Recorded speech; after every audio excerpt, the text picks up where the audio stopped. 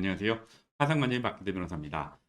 오늘은 3회 채권자 집회 보고서 3회 만에 끝난 사람 걸 갖고 왔는데요. 이분은 파산 선고일이 9월 21일이에요. 내 4월 달에 끝났으니까 약 7개월이 걸렸죠. 요 7개월을 걸린 거는 중간에 연말도 있었고 그다음에 2월 달에 법원에 인사이동도 있고 이런 것들이 영향을 미쳐요. 한 달 정도는. 이분은 최종적으로 폐지를 했고 면책했으면 좋겠습니다라는 의견이 나갔어요.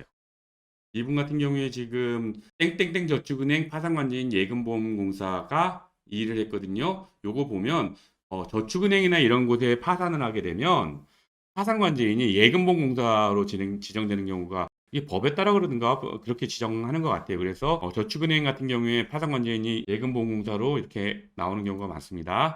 이분 같은 경우에는 어떤 게 문제였냐면 실제로 이분이 아니라 이분의 형이 사업을 했고 이분은 이름을 빌려준 상황이었어요.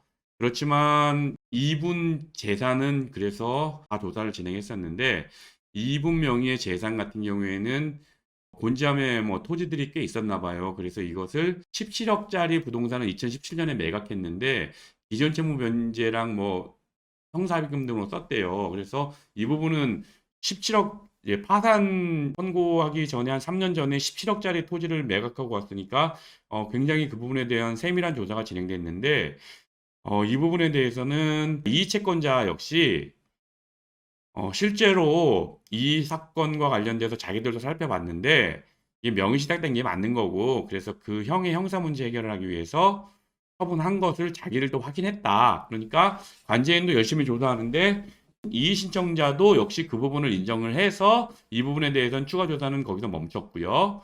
대신 이제 이분 배우자분이 부동산을 가지고 있었어요.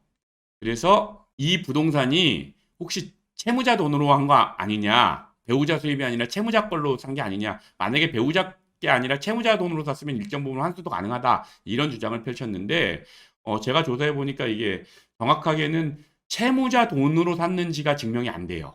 배우자 돈이 들어간 건 맞고 그 외에 일정 부분 다른 돈이 들어갔을 수는 있는데 적어도 채무자 돈이 들어간 거는 밝혀지지 못했어요.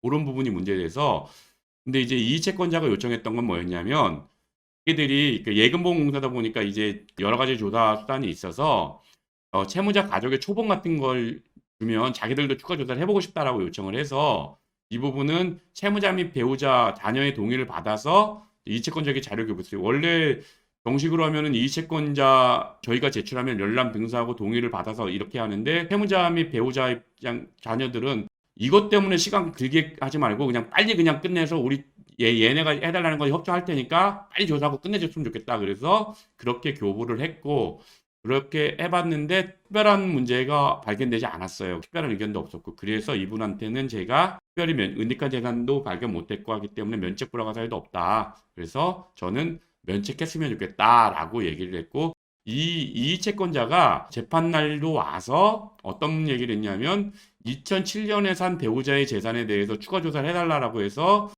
제가 이제 이건 법적인 걸 좀 아셔야 되는데 2007년에 샀기 때문에 2007년에 집을 살 때 채무자 돈이 들어갔다고 하면 벌써 10년이 넘어 지났거든요. 그러면 부인권 행사 대상이 안 돼요. 기간이 있거든요. 부인권도 10년 지나면 못하는. 그래서 설사 채권자 말이 맞다 하더라도 이거는 저희가 환수할 수 있는 상황이 아닌 것 같습니다. 라는 의견을 제시했고요. 요거는 판사님께서 어떻게 해야 하는지 좀 지켜봐야 할 것 같아요. 근데 이제 어쨌든 저는 법리적으로 이 부분에 대해서는 파산 면책 의견을 제시했습니다. 이상입니다. 감사합니다.